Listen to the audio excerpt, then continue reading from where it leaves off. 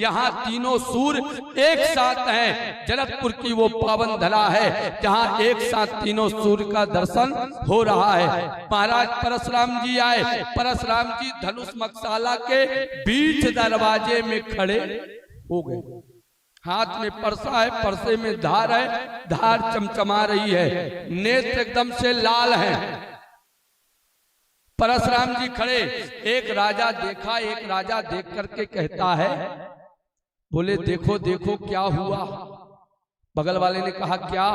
बोले मौत। बोले मौत? बोले हाँ। कहाँ? देखो सामने। जैसे देखा, अरे बोले कि मौत सामने। करना क्या चाहिए? अपना अपना तलवार को म्यान में डाल करके छिपा दिया और छिपा करके आगे आए। बोले पितु समेत काहे कहनी जाना और करन लगे साव दंडा प्रणामा। लक्ष्मण जी ने कहा गजबई हो गया। जो अभी तक कह रहे थे मारो पीटो छीनो, वही अब हाथ जोड़ के कह रहे हैं पितु समेत कहनी जाना और करन लगे सब दंडा प्रणामा।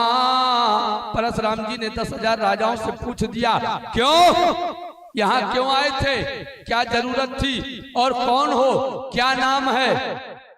राजा ने कहा महाराज जो फलाने सन में आपने फलाने राजा का जो है सिर अलग किया था, उसी के बेटा महाराज हम हैं, क्षमा करना। क्यों आए थे यहाँ, किस लिए आए? राजा ने कहा महाराज हमको ये सुनने में आया था कि आप पधारेंगे तो हम दर्शन करने के लिए आए थे। दर्शन करने आए? हाँ। एक लाइन में खड़े हो जाओ सब एक लाइन में खड़े हो जाओ। 10,000 राजा कप रहे हैं, पसीना छोड़ दिया और कांप रहे हैं। लक्ष्मण जी ने देखा, बोले गजबई हो गया। राम जी ने कहा, बोले मैं कह रहा था मेरे भगवान को आने दो। मेरे भगवान का इतना बड़ा प्रभाव है लक्ष्मण कि देखो आते ही पूरा कंट्रोल हो गया।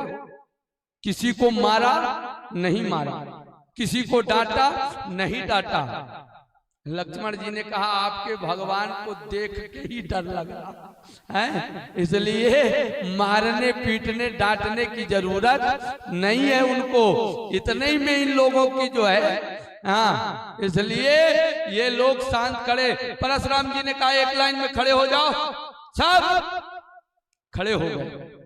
महाराज जनक ने कहा मेरी बेटी का विवाह है और मैं अपनी बेटी को आशीर्वाद ना दिलाऊं, ये सौभाग्य मिला है और आशीर्वाद दिलाना बहुत जरूरी है। महाराज जनक आए। बोले जनक बहोरा आय सिरानावा और सिया बुलाय प्रणाम करावा।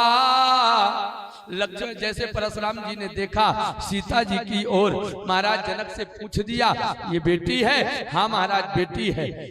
विवाह इसी का है? हाँ महाराज इसी का है। जाओ बेटी, अखंड सौभाग्यवती भाव, अखंड सौभाग्यवती भाव का वरदान दिया परशुराम जी ने। तब तक विश्वामित्र जी ने कहा मेन गलती तो हमारे चेलई का है।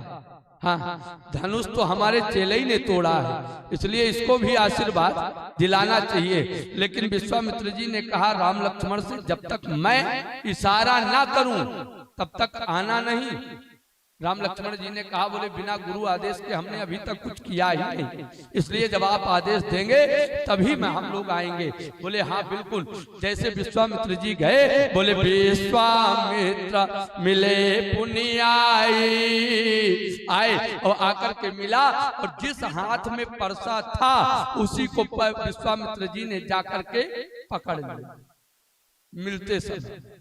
और पकड़ने के बाद राम लक्ष्मण से कहा कि आ जाओ, अब खतरा से खाली है, इसलिए आ जाओ। परसे वाले हाथ को हमने पकड़ लिया, कोई डर नहीं है। आए राम लक्ष्मण ने प्रणाम किया, परशुराम जी ने आशीर्वाद दिया। राम लक्ष्मण जाकर के बैठ गए, विश्वामित्र जी बैठ गए, सीता जी अपनी आसन में बैठ गई, जनक जी अपनी आसन में बैठ गए, 10,000 राजा खड़े खड़े। जैसे ही परशुराम जी की दृष्टि गई कहां? धनुष पे, और धनुष पे दृष्टि गई तो परशुराम जी ने क्या कहा? बोले कहूं जड़ जाना को। बोलो, जिसको ज्ञान का सूर कहा जाता हो, ऐसे ज्ञानी विद्वान को आज परशुराम जी ने जड़ कह दिया, जड़वाने मूर्ख। और कहा क्या? बोले कहूं जड़ जाना को, और धनुष काया तोरा। कहो चर्चनाक, इस धनुष को खंडन किसने किया है? जिसने किया है आज उसका सिर मैं अपने परसे से अलग कर दूंगा। आज मैं उसको छोड़ने वाला नहीं हूं। एक राजा ने कहा, धनुष हमसे ठीक ही नहीं टूटा, अगर टूट गया होता तो आज ये दुर्दशा हमारे साथ होता। बगल वाले ने कहा, सुनो, ये धनुष कोई बड़ी चीज नहीं है। बोले क्यों? बोले हम तो तोड़ देते। बोले तोड़े क्यों नहीं? बोले हमको पता था कि टूटने के बाद FIR जरूर हो, इसलिए ये हमको पता है, इसलिए हम नहीं तोड़े। और जब FIR होता तो यही दुर्दशा हमारे साथ होता, इसलिए हम धनुष नहीं टूटा, हमने तोड़ा नहीं धनुष को। परशुराम जी ने कहा, धनुष को जिसने तोड़ा है उसको मैं छोड़ूंगा नहीं। और ध्यान से सुन ले, जिसने धनुष को तोड़ा है वो समाज से अलग खड़ा हो जाए, नहीं तो एक एक करके मैं सभी को मार दूंगा। राजाओं ने कहा, लो एक और विपत्ति आ खड़ी है। क्या? परशुराम जी कह क्या रहे हैं कि धनुष जिसने तोड़ा है वो समाज से अलग हो जाए, नहीं एक एक करके सब को मारूंगा। बोले सो लगाय बिहाय समाजा, न तमारे जय है सब राजा। सबको मारूंगा, किसी को छोड़ने वाला नहीं हूं। एक राजा ने बगल वाले से कहा, बोले जाओ और जा करके कह दो हम लोग धनुष नहीं तोड़े, वो सामला जो खड़ा है धनुष वो तोड़ा है, जाओ जा करके कह के आओ। उसने कहा, वाह मूर्ख हम ही निकले इस समाज में हैं? बाबा कह चुके कि सो बिलगाय बिहाय समाजा, उन्नत मारे जई हैं सब राजा। कहीं मैं बताने के लिए जाऊं, हाथ में परसा है, और बाबा समझ बैठे कि समाज से यही अलग हुआ और यही धनुष तोड़ा है। तो बाबा मार दें, मर के अलग जाएं, धनुष नहीं तोड़ पाए अलग, और बता अलग नहीं पाएंगे, इसलिए हम नहीं जाएंगे। एक राजा ने कहा, तो मरो सब भाई, जब नहीं जाओगे तो मरो। एक चीज मैं आपसे बताऊं, एक बार उत्तर प्रदेश, बहुत पुरानी बात है, जब मुलायम सिंह मुख्यमंत्री थे उस समय की बात है। उस समय उत्तर प्रदेश में जो है स्कूलों में कोई प्रैक्टिकल कराने के लिए कोई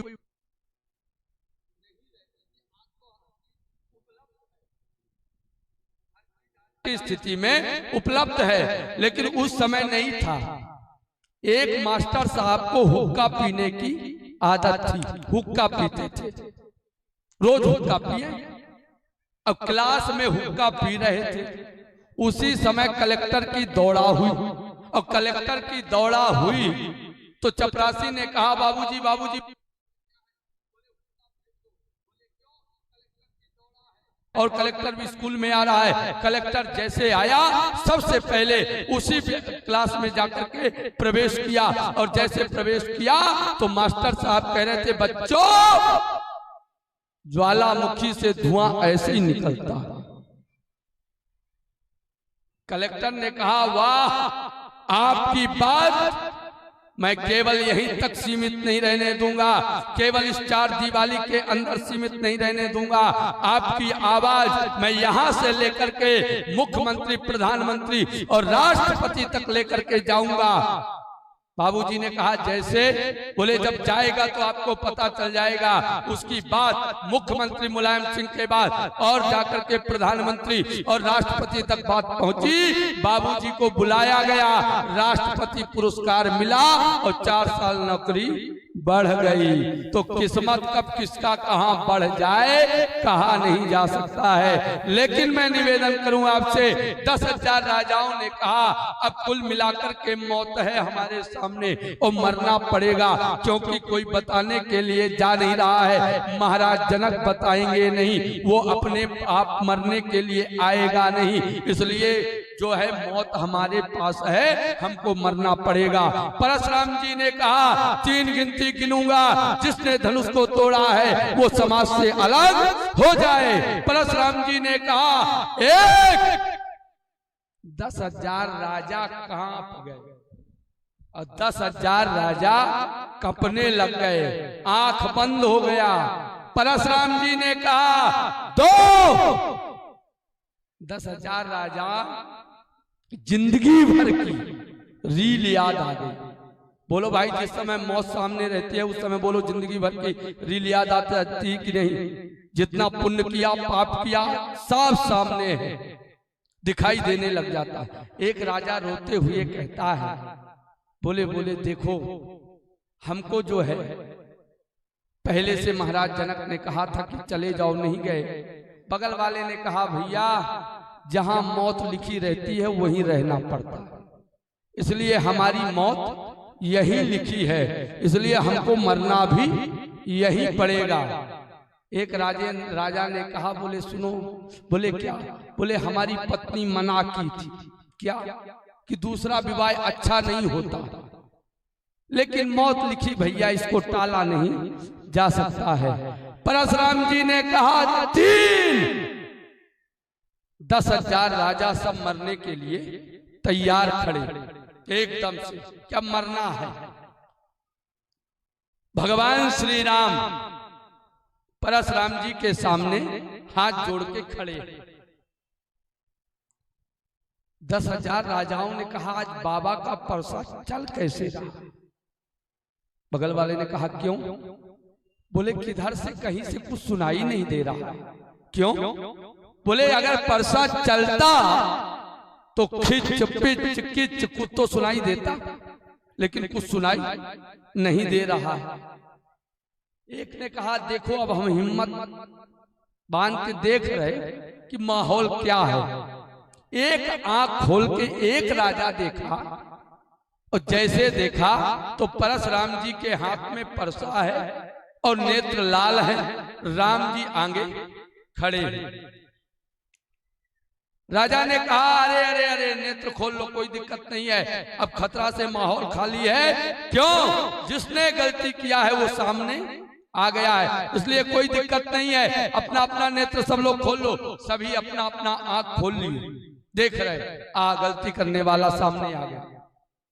परशुराम जी ने कहा राम धनुष तुमने तोड़ा है? नहीं नहीं राम, ऐसा कभी तुम कर नहीं सकते हो राम।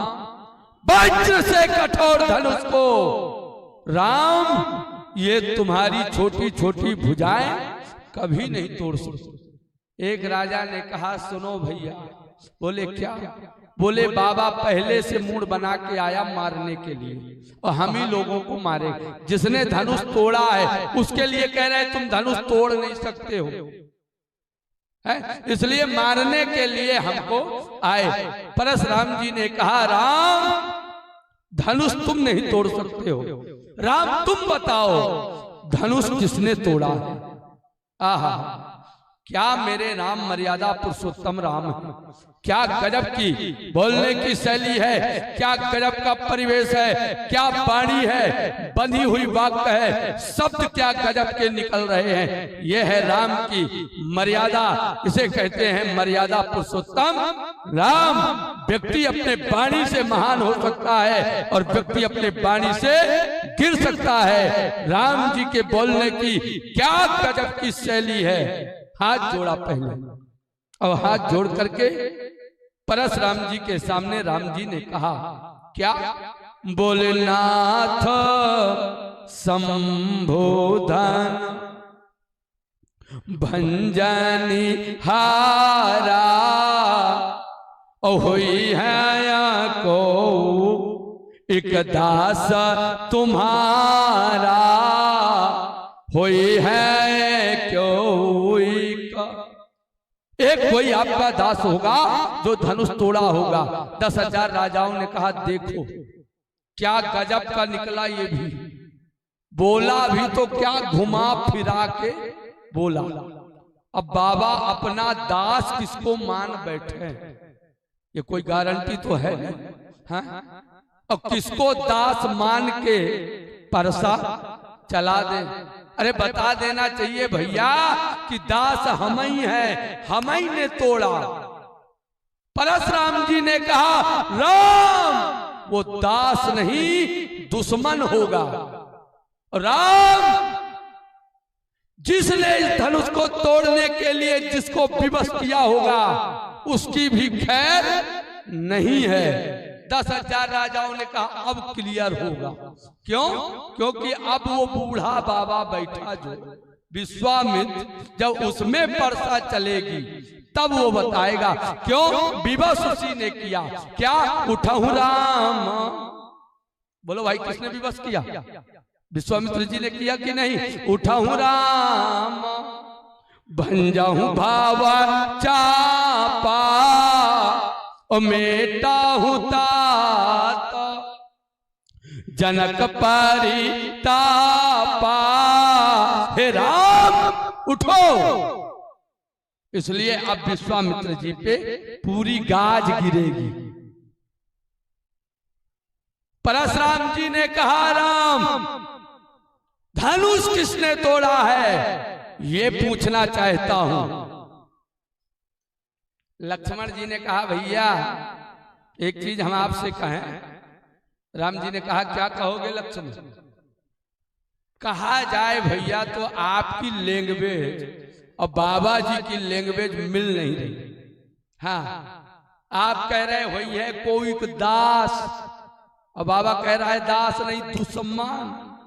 ये लैंग्वेज मिल रही है? जब वो आप कह रहे दास तो उनको कहना चाहिए कि हाँ कोई दास होगा। तो दास तो मान नहीं रहे, दुश्मन और मान रहे। राम जी ने कहा तो हम क्या कहें? बोले आप कह भी नहीं पाएंगे। हाँ मतलब लक्ष्मण जी ने कहा 2 मिनट का समय दे दो, हम इनको बता दें कि धनुष किसने तोड़ा और ये 2 मिनट में समझ भी जाएंगे। 2 मिनट समय दे दो केवल। राम जी ने कहा ये ससुराल है, यहाँ कोई बाल वाका करने वाला तो है नहीं। हाँ बोलो भाई दामाद जो है कितना भी गरीब क्यों ना हो और ससुराल में जाकर के ससुराल के सबसे बड़े जो जमींदार हो उनसे भी यदि असभ्य भाषा में बात कर जाएगा तो जमींदार भी यही कहेगा भैया इनसे कुछ कहना नहीं। क्यों? ये हमारे गांव के दामाद हैं, हमारी गांव की बेटी की हमने अपने गांव की बेटी दी है इनको, इसलिए हमारे गांव के दामाद हैं, इनको क्षमा करो, इनसे कुछ कहना नहीं है। बोलो यही मर्यादा है कि नहीं? यही मर्यादा है। ऐसे में भगवान श्री राम ने कहा अभी मैं दामाद हूँ, कुछ देर बाद लक्ष्मण भी यही का दामाद है, इसलिए कोई दिक्कत नहीं है। चलो कोई बात नहीं लक्ष्मण आ जाओ आगे, बोलो क्या बोलना चाहते हो। 10,000 राजाओं ने कहा देखो देखो भैया ये जो है बड़ा वाला कितना होशियार निकला। क्या होशियार है? बोले धनुष जब तोड़ने की बारी आई तब अपना आया और जब मरने की बारी आई तो छोटे भाई को आगे कर दिया। बोले ऐसा कभी करना चाहिए? कभी नहीं करना चाहिए। लक्ष्मण जी को आगे कर दिया और लक्ष्मण जी आगे आ गए। लक्ष्मण जी से परशुराम जी ने पूछ दिया क्यों धनुष तुमने तोड़ा है? लक्ष्मण जी ने कहा पहले तो ये बताओ धनुष आपका है? परशुराम जी ने कहा मेरा नहीं है। बोले जब आपका नहीं है तो क्या आपके बाप का है? एही धनु पर ममता के हे तो इस धनुष पे क्या ममता है और क्या है ऐसी बात? परशुराम जी ने कहा ए बालक वाणी को संभाल के बोल। लक्ष्मण जी ने कहा अभी तक आपने बोला है? भैया कह रहे कोई दास होगा है, आप कह रहे हो दास नहीं दुश्मन होगा, ये कोई वाणी है? और सुनो, आप देखने में ब्रह्मचारी हो, ब्राह्मण हो देखने में, इसलिए आप बहुत बड़े ब्रह्मचारी ब्रह्मचर्य का पालन कर रहे होंगे, लेकिन मेरी बात सुन लो। क्या? बोले महाराज क्रोध पाप कर मूल, क्रोध यदि जीवन में है तो इससे बड़ा पाप दुनिया में कुछ दूसरा नहीं है। क्रोध जीवन में नहीं करना चाहिए। लक्ष्मण जी ने कहा, बोले सुनिए इस धनुष पे क्या ममता है? परशुराम जी ने कहा ये मेरा नहीं, मेरे बाप का नहीं, मेरे गुरुदेव का धनुष है। गुरुदेव का? हाँ। कौन है गुरुजी? बोले गुरुजी मेरे देवादिदेव महादेव भगवान शंकर है। शंकर है? हाँ। शंकर जी खुद ही तोड़वा के गए। जाओ गुरुजी से बात करो क्यों तोड़वा गए हैं? जब गुरुजी को कोई आपत्ति नहीं तो चेला को किस बात की आपत्ति है? और सुनो, अगर धनुष पे इतना ही प्रेम है तो धनुष की बात सुनो। बोले बहुत धनु ही तोरी लारा काई, बचपन में बहुत धनु ही तोड़ दिया हम लोगों ने, लेकिन आज तक नजर नहीं आए। इस धनुष पे नजर आए, जीड़ सीड़ धनुष, सड़ा सड़ाया धनुष, छुअत ही टूट पिनाक पुराना।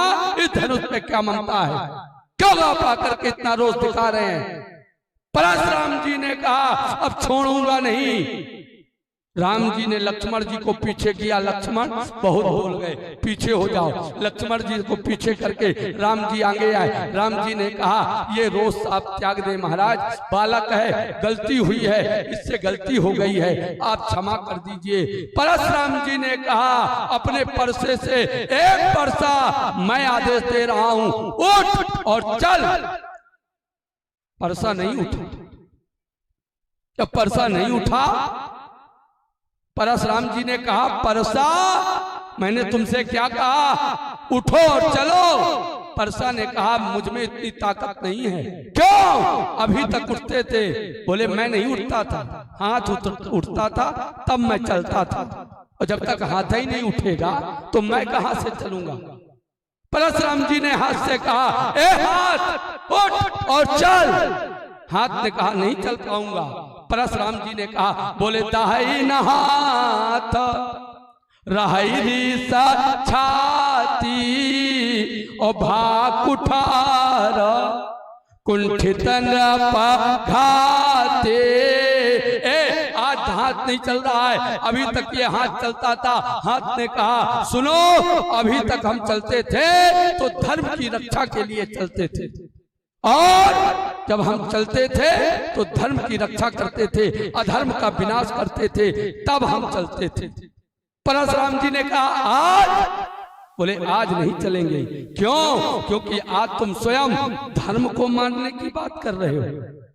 रामो विग्रहवान धर्मा, तो राम धर्म के स्वरूप है, ऐसे राम को। और सुनो, किसको मान? राम जी ने कहा जो सामने खड़ा है राम। हाँ, राम को कभी खंड खंड नहीं कर सकता है कोई भी, आपके परसे में वो ताकत नहीं है। क्यों?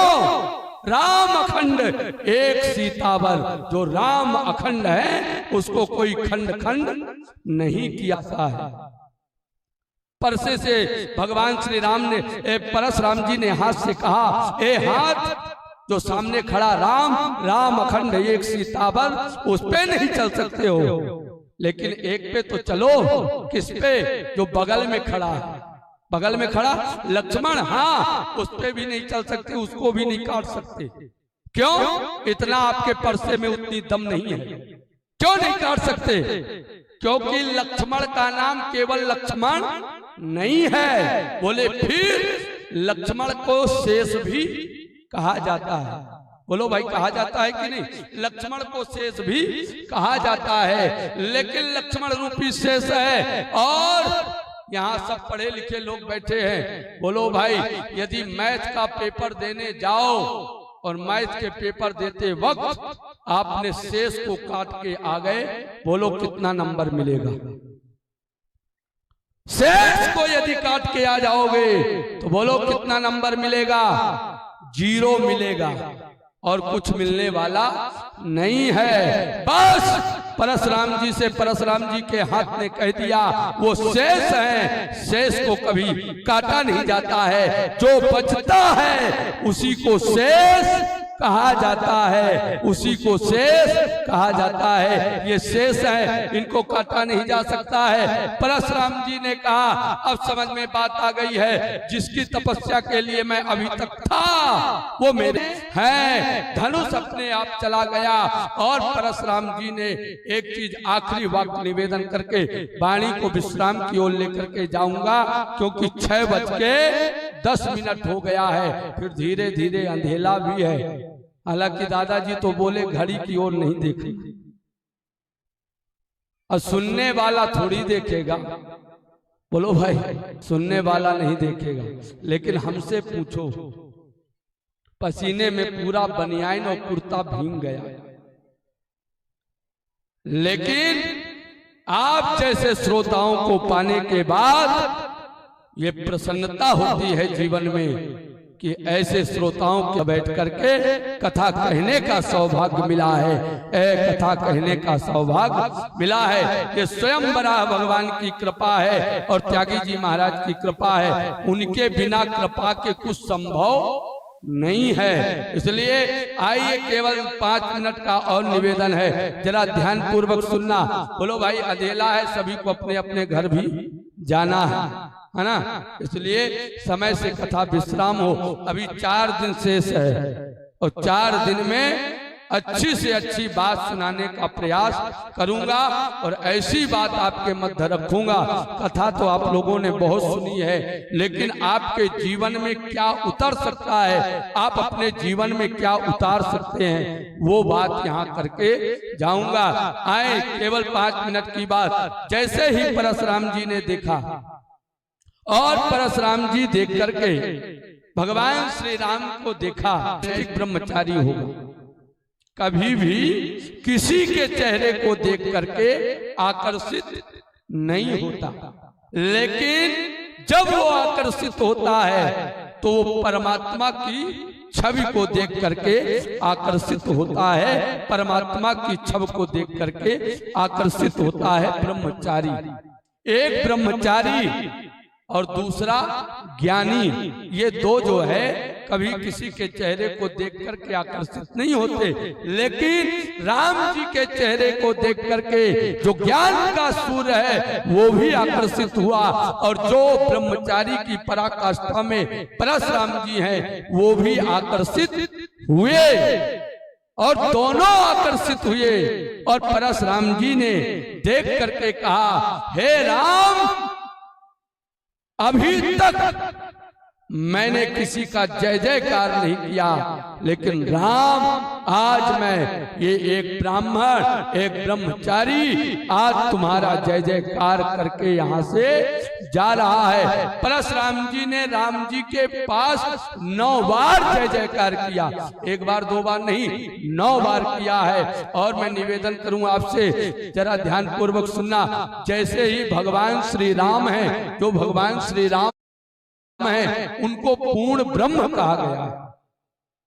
राम जी को पूर्ण ब्रह्म कहा गया है। पूर्ण ब्रह्म इसलिए कहा गया है, एक चीज आपसे निवेदन करूं, 9 का अंक जो होता है वो गणित में पूर्ण माना गया है। बोलो भाई, माना गया कि नहीं? ना तो 8 को माना गया, ना 7 को, ना 10 को, ना 11। 9 के अंक को पूर्ण माना गया है। अच्छा, 9 के अंक को पूर्ण माना गया है तो जरा निवेदन करूं, ध्यान देना। भगवान श्री राम प्रकट हुए किस दिन? 9वीं तिथि मधुमास पुनीता। राम जी 9वीं के दिन प्रकट हुए। और निवेदन करूं आपसे, आगे बढ़िए यदि, तो मां पार्वती ने भगवान शंकर से रामचरितमानस में 9 प्रश्न किया। रामचरितमानस को भी लिखना गोस्वामी तुलसीदास जी ने प्रारंभ किया है, तो उस दिन भी 9वीं तिथि है। और मैं निवेदन करूं आपसे, मां सबरी ने भगवान श्री राम से 9 भक्ति मांगी, और यहाँ पे परशुराम जी ने भी राम जी के सामने 9 बार जय जयकार किया है, यानी राम को पूर्ण ब्रह्म घोषित किया है और कहा कही जय जय जय रघुकुल के तो और रघुपति गाए बनहिता पाहे तो।